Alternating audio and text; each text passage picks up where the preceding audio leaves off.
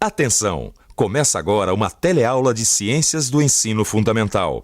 Você vai assistir a teleaula de número 44. Bons estudos!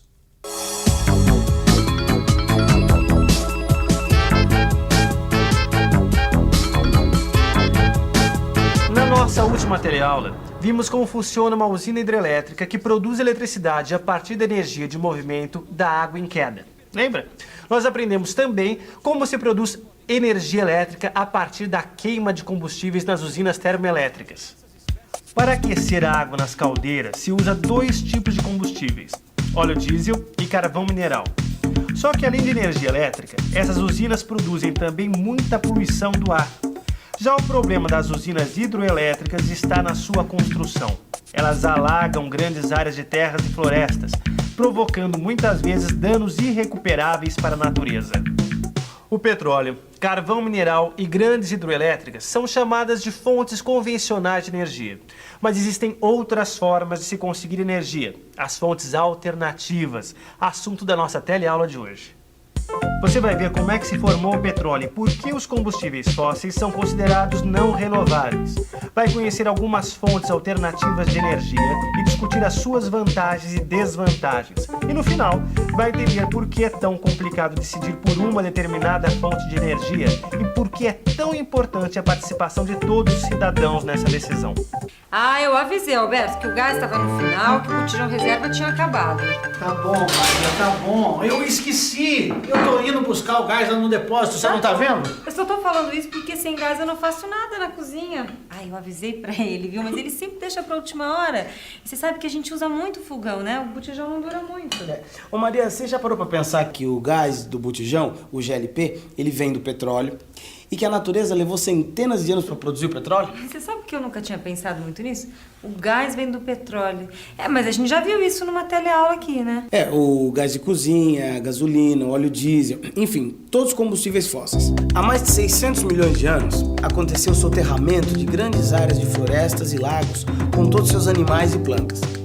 Debaixo de toneladas de terra e rochas, esse material sofreu transformações durante esse tempo todo até formar o petróleo. O petróleo que existe tem origem nessa época? Tem, Maria, porque isso aí foi um processo que aconteceu em condições muito particulares num certo período da história do nosso planeta. E não pode acontecer de novo, não? Olha, Maria, é bem pouco provável. Por isso que a gente diz que os derivados de petróleo são fontes de energia não renováveis, porque um dia eles podem acabar. Nossa, quer dizer que o petróleo, a gasolina, o gás pode acabar? Mas quando, Lineu? Olha, as previsões variam. Uns dizem que daqui a 40 anos, outros dizem que daqui a 60 anos. Agora, uma coisa é certa, em algum momento, no próximo século, o mundo vai ficar sem gás natural e sem petróleo. A importância dos combustíveis fósseis no mundo de hoje é fantástica. O fim desses combustíveis traria consequências políticas e econômicas para todo o planeta.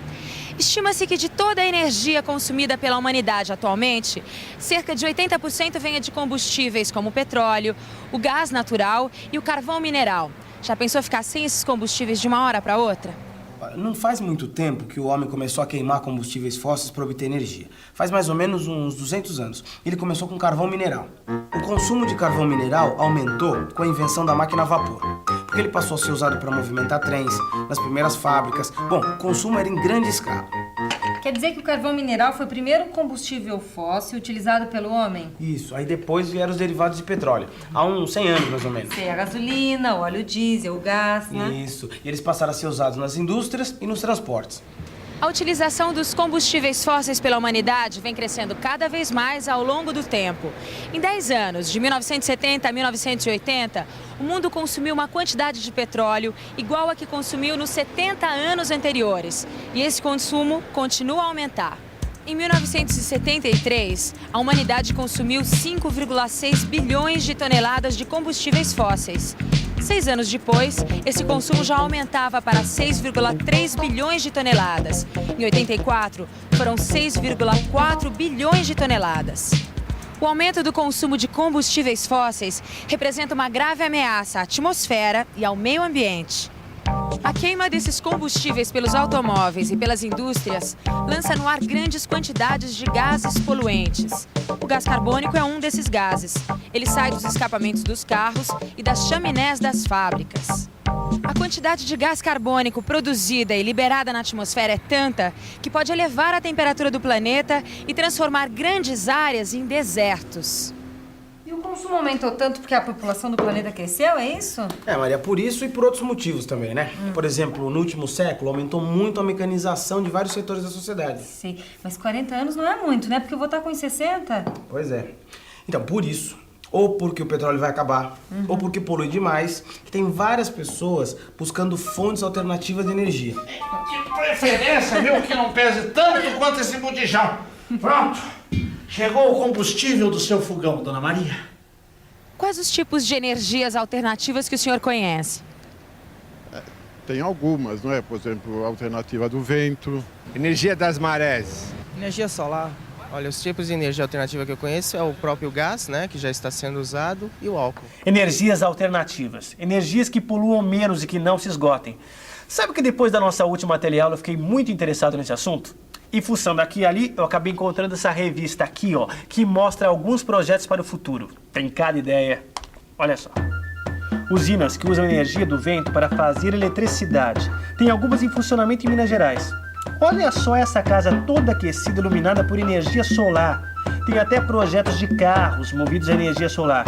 Uma coisa mais interessante do que a outra. Usar o vento, o sol, pequenas quedas d'água, essas são as fontes alternativas de energia propostas atualmente. Só que, na verdade, são bem antigas. O homem conhece já faz tempo. A energia do vento, por exemplo, também chamada de energia eólica. O que é o nosso velho conhecido moinho de vento, hein? Vamos pensar um pouco? Vamos pensar um pouco. Moinho de vento. Vamos ver o seu funcionamento. A energia de movimento do vento faz girar as pás de uma roda que passa a realizar trabalhos. Em geral, são utilizadas para movimentar bombas d'água. Outro exemplo de uso da energia do vento são os barcos à vela. A energia do vento substitui o trabalho humano de remar.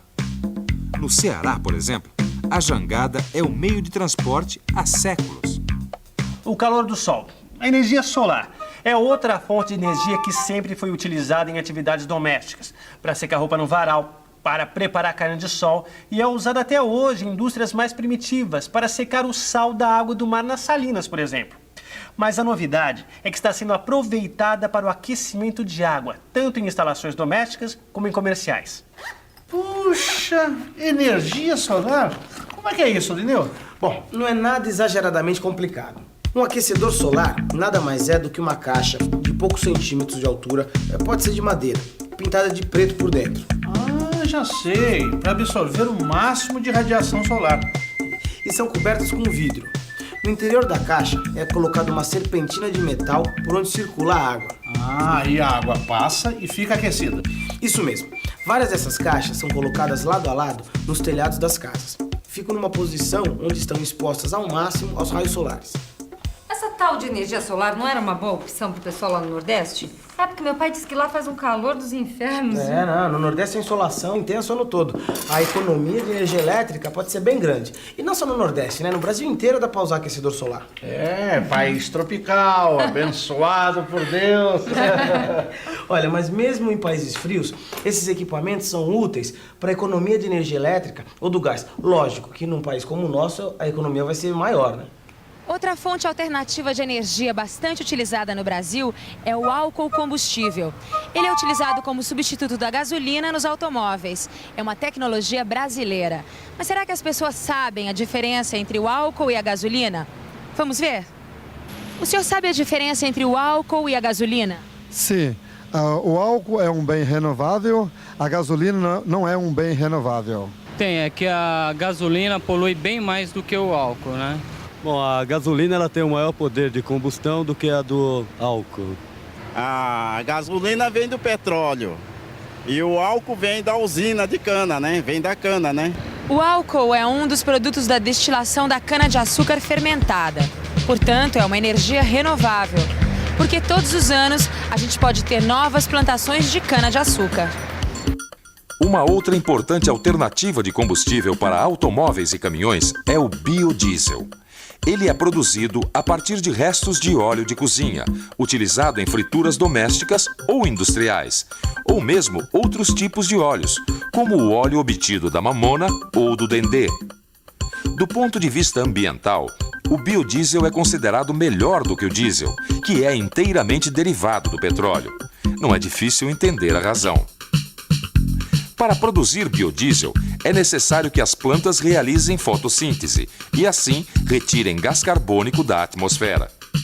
Vamos entender melhor como isso ajuda a deter o aumento do chamado efeito estufa. O crescimento de biocombustíveis, em particular o álcool e o biodiesel, são uma estratégia extremamente eficiente para que a gente possa disponibilizar transporte para a população sem aumentar o efeito estufa.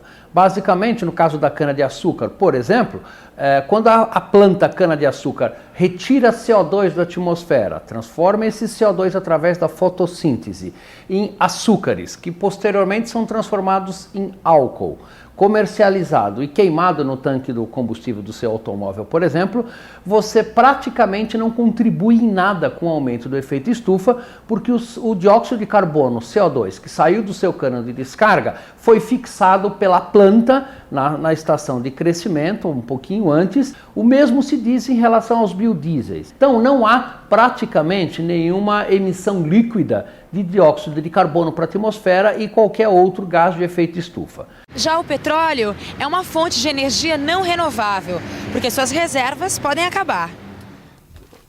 Eu vi agora aqui na revista uma super ideia que eu faço questão de mostrar para vocês. É um biodigestor. Nunca ouviu falar? Pois esse sistema aqui transforma lixo em gases combustíveis. Não é uma super ideia? Dá para aproveitar o lixo e os esgotos das cidades. Os biodigestores são uma espécie de tanques fechados onde o lixo fica armazenado e fermentando. Nessa fermentação se produz gases combustíveis como metano. O gás metano vem sendo usado para o aquecimento de fogões e como combustível de veículos. No Brasil já tem muitos carros, caminhões e ônibus circulando movidos a gás metano. Existem ainda outras fontes de energias renováveis que estão sendo pesquisadas, como o aproveitamento da energia das marés dos oceanos, por exemplo. Só que esses estudos ainda estão muito no começo. Peraí, mas se as energias alternativas elas são renováveis e poluem menos, por que a gente não utiliza logo só esse tipo de energia? Maria, que não é tão fácil assim, né? A gente tem que ver que sempre tem riscos e benefícios. Olha, a produção do álcool, por exemplo. Essa é melhor que o petróleo porque é renovável, não acaba. Pois é, mas exige uma extensão enorme de plantação de cana-de-açúcar.